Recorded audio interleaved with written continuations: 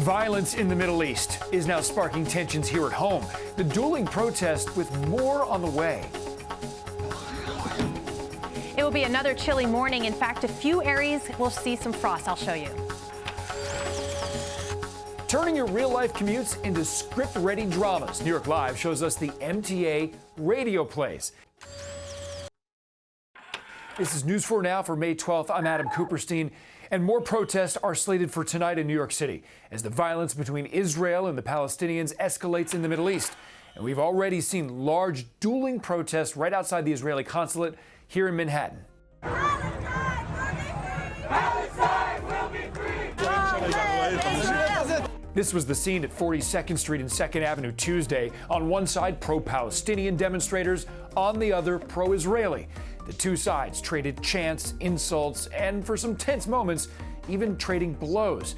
When the scuffles broke out, police did move in and they broke them up.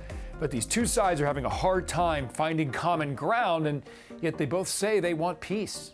My cousins are living in bomb shelters in Israel right now because of terrorist attacks. I just want peace. I don't want there to be violence anymore. I don't want kids to die. I don't want moms to die, families to die, families to lose their homes. The Israeli consulate had sent staff members home early before the protests started. This all stems, by the way, from the biggest eruption of violence in Israel in years. The two sides have been launching missiles back and forth, killing dozens and wounding hundreds. In New Jersey now, federal agents have raided a massive Hindu temple that's currently under construction. Once this thing's done, it'll be the largest Hindu temple in the world. Workers on the site say that they were lured from India by the prominent Baps Hindu sect and then forced to perform grueling labor for about $1 an hour. Lawyers say that sect has close ties to India's ruling party, adding it exploited possibly hundreds of low-caste men for this years-long project. Baps released a statement saying, "We were first made aware of the accusations this morning. We are taking them very seriously and are thoroughly reviewing the issues raised." And now to new concerns about the city's safety after a toddler got hit in the face by a suitcase in Lower Manhattan. You can see the scratch here on the 2-year-old girl's face, dangerously close to her eye. Her mom says that the little girl was in her stroller when a man shoved a giant, heavy suitcase right at her. It happened on the corner of Stanton and Bowery on Monday night. Investigators say that attack was unprovoked and random. The girl's shaken parents agreed to talk to us, but they didn't want to be identified. It screamed something to me, but I actually don't remember what it was because my first reaction was taking her out of the stroller to comfort her because she was crying a lot. When 2-year-olds are getting assaulted in your city, things are bad. And, obviously we're from a good neighborhood. Rent is high here, it's happening here, where it's safe in the city.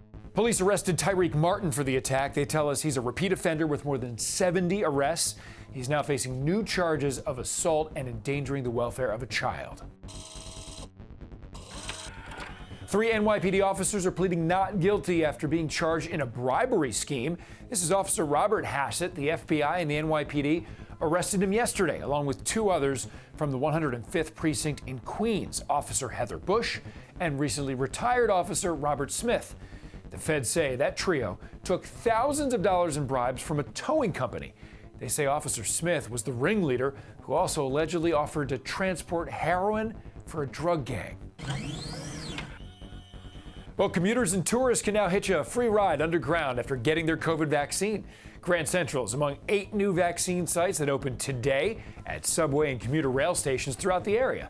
Anyone who gets that single-dose Johnson & Johnson shot will then get a free Metro card or a train ticket. The program is going to serve up to 300 people a day at each site, and you don't need an appointment. At least 3 Yankees staff members who are fully vaccinated have now tested positive for COVID-19.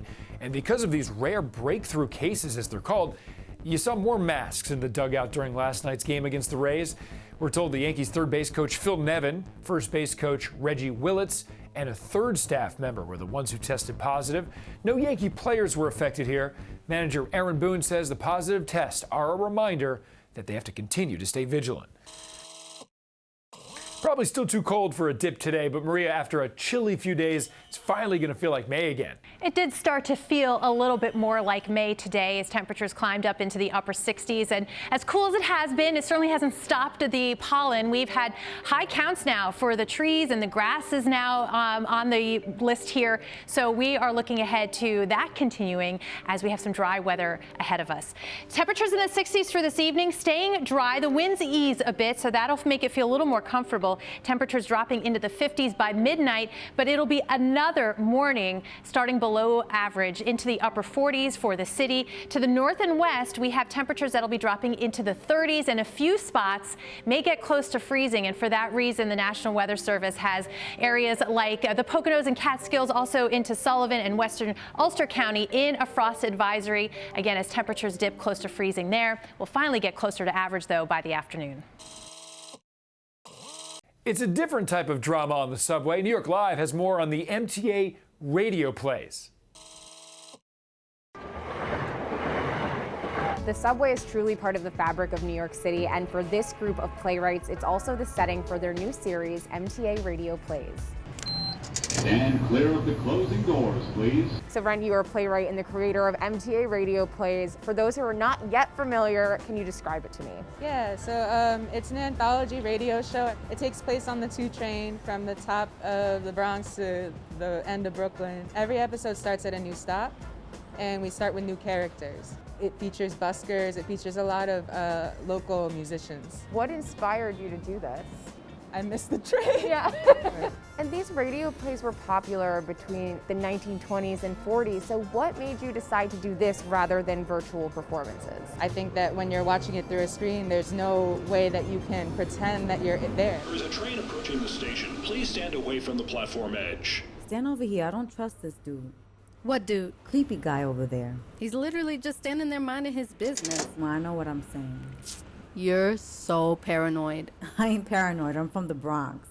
So we're obviously all missing live theater, but as theater creators, what has being part of this done for you guys? Well, I think for me is the collaborating. Like, I really miss being in a room with other artists and just throwing things in the air and seeing how they fall. Prospect Avenue. I work at Walgreens. Where at? 150th and 3rd. Oh, I work at the Foot Locker down the block. So you getting off at 149th and 3rd? Yeah. That's what's up. Jackson Avenue.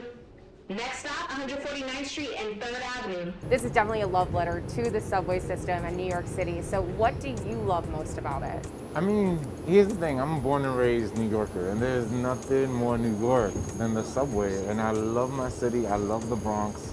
And I love being an artist. So telling my stories about my communities, whether it be the Bronx, whether it be the Latinx community, whether it be the gay community, it's empowerment. NYC strong. NYC strong. Yes. Thanks so much for joining us. We'll see you right back here tomorrow.